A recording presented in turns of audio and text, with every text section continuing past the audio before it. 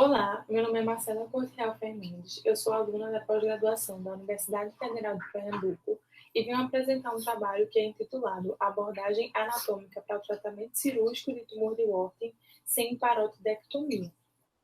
Esse trabalho recebe como os coautores o acadêmico do curso de odontologia Lucas Viana Gerim e os profissionais Jorge Wakery, Milena Melo Varela Aires de Melo Pinheiro, Neme Portal Bustamante e está sob a orientação do professor doutor Ricardo Eugênio Varela Aires de Melo.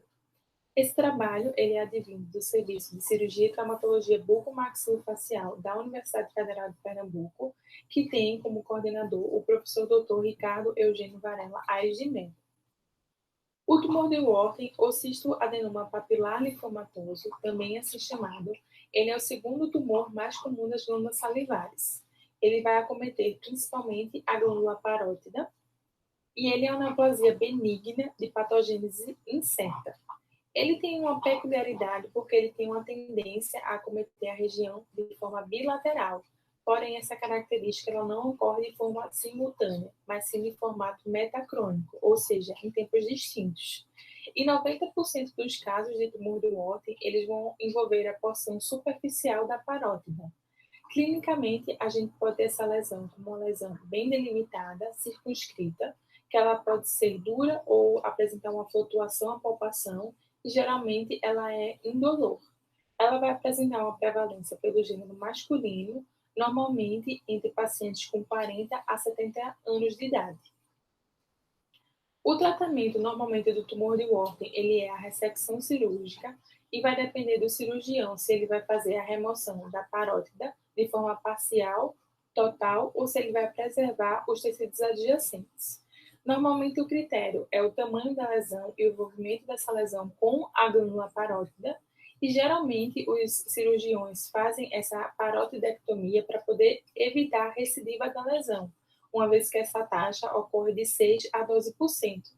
Porém, a gente não pode afirmar que essa taxa ela é verdadeira, porque a característica do tumor de Warthin é justamente multicêntrica, ou seja, o paciente ele pode apresentar uma recidiva por conta de sítios secundários acometidos. O importante é, na hora que a gente estiver fazendo um tratamento de uma ressecção de tumor de Warthin, é a gente ter cuidado com o nervo facial, que vai estar em íntimo contato nessa região. O objetivo desse trabalho é relatar um caso clínico de tumor de Warthin, que ele foi localizado na região de glândula parótida do lado direito. Paciente, sexo masculino, 71 anos de idade, ele procurou o serviço de cirurgia e traumatologia bucomaxilofacial, se queixando de um aumento de volume na região de ângulo mandibular do lado direito, como a gente pode observar nessa imagem numa vista frontal. Durante a anamnese, o paciente ele negou sintomatologia dolorosa e ele informou que essa lesão ela apresentava 5 anos de evolução. Nessa vista lateral, a gente pode observar as características clínicas dessa lesão. Então, era uma lesão bem delimitada, circunscrita, que a palpação ela era dura e também era indolor a palpação. Foi solicitado para esse paciente um exame de imagem, que foi a ultrassonografia, que apresentou uma imagem hipoecóica com uma textura superficial heterogênea, que é bem característico, então, do tumor de Warthin. Então, o tratamento de escolha desse paciente foi a ressecção cirúrgica sob anestesia geral. Para a abordagem inicial dessa lesão, a gente realizou a incisão submandibular de Risdon. Essa incisão ela foi feita tracejando 4 pontos, 3 sendo na mandíbula e 1 no músculo esternocleidomastóideo, para poder a gente evitar a lesão no nervo facial. Então, de início, a gente faz um ponto na região do ângulo da mandíbula. O segundo ponto é na região basilar da mandíbula. O terceiro ponto a gente faz na borda posterior do ramo. O quarto ponto é na borda anterior do músculo esternocleidomastóideo. Depois, a gente liga esses pontos e a gente vai ter a formação do triângulo de Farabeuf. Do triângulo de Farabeuf, a gente tira a sua bissetriz e no triângulo mais superior, a gente faz uma nova bissetriz, que esse é o local da incisão de Risdon, que coincide com a prega da ruga na região cervical do paciente. Isso ajuda também no pós-operatório, porque o resultado estético ele é bem favorável. Após a incisão de Risdon, a gente faz a debulsão dos tecidos adjacentes para chegar no local do tumor propriamente dito. E aí a gente consegue fazer a remoção dessa lesão por completo com a preservação da glândula parótida.